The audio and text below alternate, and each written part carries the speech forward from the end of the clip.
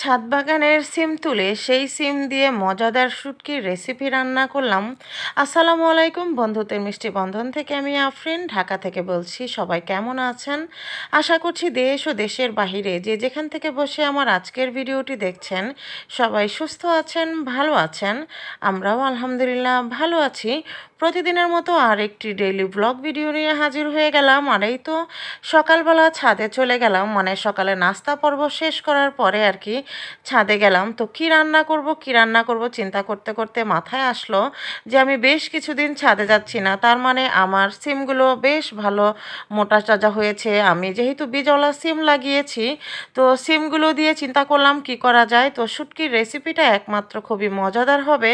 তো যেই চিন্তা সেই কাজ, ছাদে চলে গেলাম আপনাদের ভাইয়ার সাথে আর বললাম যে একটু ভিডিও করে দাও আর আমি সিমগুলো পারবো। এখন আমি ছাদে এসে যা দেখলাম, আমি দেখে তো আমার মন শান্তি হয়ে গিয়েছে, কারণ নিজের হাতে লাগানো গাছের যদি কোনো ফল বা কোনো সবজি দেখা যায় তো সেটা কিন্তু দেখেই মন শান্তি হয়ে যায়, তাই না? তো এই যে গাছটা দেখতে পাচ্ছেন, এই গাছটা কিন্তু একাই হয়েছে, মানে আমি কিন্তু এখানে লাগাইনি। তো অটোমেটিক এখানে মাটি ছিল আর কিছু যে আমি সার ব্যবহার করি, মানে কুই সার, যেগুলো আমি বাসায় কাটাকুটি করি, সবজির খোসা, ফলের খোসা, চায়ের পাতি, ডিমের খোসা, এগুলো যে আমি ফেলি, সেখানে কিন্তু একা একাই এই গাছটা হয়ে গিয়েছে। তো সেই জন্য এই গাছটা থেকে যে আমি এত সুন্দর সিম পাবো সেটা আমি কখনো আশা করিনি। আর আগে যে আমি গাছ থেকে তুললাম, যে মেহেদি গাছের ওখানে, ওই গাছটা থেকে আমি প্রতিবারই আমি সিমটা নিই। আর এই সিমটা কিন্তু সিলেটি সিম। আমি প্রতিবারই আমি বীজটা রেখে দিই আর প্রতিবারই আমি লাগিয়ে দিই। আর মজাদার সিলেটির সিম দিয়ে কিন্তু আমি শুটকির রেসিপিটা করি। আর এক ঝলক আপনাদের সাথে ছাদ বাগানটা শেয়ার করে দিলাম। আর এবার কিন্তু বাঁধাকপিটা এখনও বেশ ভালো করে উঠছে না। আর এই তো দেখতে পাচ্ছেন, বেশি কিন্তু কিছু এবার করিনি, তো যতটুকু করেছি আপনাদের সাথে ছাদ বাগানটা শেয়ার করে দিলাম।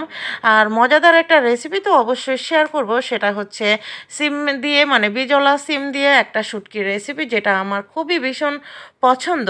সব ধরনের শুটকি রান্না আসলে আমি ওরকম পছন্দ করি না, শুধুমাত্র শীতল শুটকি দিয়ে এই সিমের, বীজওয়ালা সিম দিয়ে যে একটা রেসিপি তৈরি করে, সেটা আমার ভীষণ পছন্দ। দেখতে পাচ্ছেন অনেকগুলো সিম কিন্তু, আর সবগুলোর ভিতরে কিন্তু বিচিতে টইটুম্বুর, আর এটাই কিন্তু আমার ভীষণ ভালো লাগে।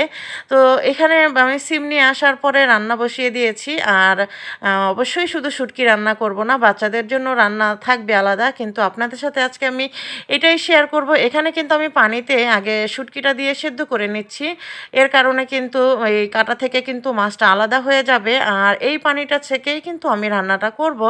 আপনারা চাইলে কিন্তু আস্ত শুটকিটা দিয়েও কিন্তু রান্না করতে পারেন। তো দেখতে পাচ্ছেন অনেক কাঁটা, তো যেহেতু রামিসা খাবে, আমিও খাবো, আপনার ভাইয়াও খাবে, তো কাঁটাটা যাতে গলায় না লাগে সেজন্য আমি এভাবে করি আর কি। আর এখানে এই যে বীজওয়ালা সিম দিয়েছি আর একটা আলু, মানে নতুন আলু আমি ছোট করে কেটে দিয়েছি। চাইলে আপনারা এর ভিতরে বেগুনও দিতে পারেন, কিন্তু আমি আর কিছুই দিব না, এভাবেই আমার খেতে ভীষণ ভালো লাগে। আর ওই যে আমি শুটকিটা সেদ্ধ করে রেখেছি, সেই পানিটা সেকে আমি শুধু পানিটুকুই দিয়ে দিয়েছি, আর যত কাঁটা বেরিয়েছে সেগুলো ফেলে দিয়েছি। এভাবে একবার হলেও করে দেখবেন, আর খুবই টেস্টি হয়, কাটা গলায় লাগার কোনো চান্স থাকে না। আর এখানে আমি মশলা দিব। আর আজকে শুটকিটা কিন্তু তেল আর পেঁয়াজ ছাড়া।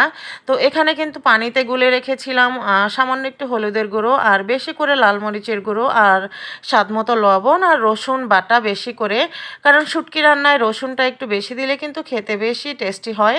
তো আমি ভালো করে এখন কষিয়ে নিব এই শুটকির পানি আর এই মশলার সাহায্যে। আর আপনারা চাইলে পেঁয়াজটা দিতে পারেন, কিন্তু আমি যেভাবে দেখেছি আমার শ্বশুরবাড়িতে রান্না করে, আমি ঠিক সেই রেসিপিটাই আপনাদের সাথে শেয়ার করছি। এই তো ঢেকে রান্না করব। ঢেকে রান্না করলে আমি শুনেছি শুটকির গন্ধটা নাকি চলে যায় না। তো এখানে আমি এই শুটকিটাকে ভালো করে ফুটিয়ে নিব, মানে সিমের বিচির সাথে। আপনারা চাইলে কিন্তু এখানে মাছও দিতে পারেন, যে কোনো বড় ধরনের মাছ ছোট ছোট করে কেটে দিতে পারেন, কিংবা চিংড়ি মাছও দিতে পারেন। আজকে আমি মাছের ঝামেলাতেও যাব না, কারণ এই বীজওয়ালা সিমটা পেলে কিন্তু আমার আর কিছুই লাগে না। তো আমি কিন্তু আবারও ঢেকে রান্না করব। এই মশলাটার সাথে ভালো করে আমি সিমের বিচিটাকে সেদ্ধ করে নিব। আপনারা চাইলে আস্ত কাঁচামরিচও দিতে পারেন কিংবা কাঁচামরিচটা চিরেও দিতে পারেন যদি বেশি ঝাল প্রয়োজন হয়। কিন্তু যেহেতু আমি লাল মরিচের গুঁড়াটা আজকে বেশি দিয়েছি, ঝালটা এমনিতেই হবে, তাই আর এক্সট্রা করে দিলাম না। আর অবশ্যই এখন আমি ধনিয়া পাতাটা দিব, কারণ ধনিয়া পাতাটা দিলে কিন্তু খুব সুন্দর লাগে খেতে। আর আপনারা এইভাবে অবশ্যই একবার হলেও ট্রাই করে দেখবেন। দুপুরবেলা গরম ভাতের সাথে এরকম যদি বিজলা সিমের বিচির বা সিম দিয়ে একটা রেসিপি থাকে শুটকির, আমার তো মনে হয় শুটকি লাভাররা এখনই দেখে জিভে পানি চলে এসছে। আর যারা শুটকি পছন্দ করেন না তারা প্লিজ ইগনোর করবেন।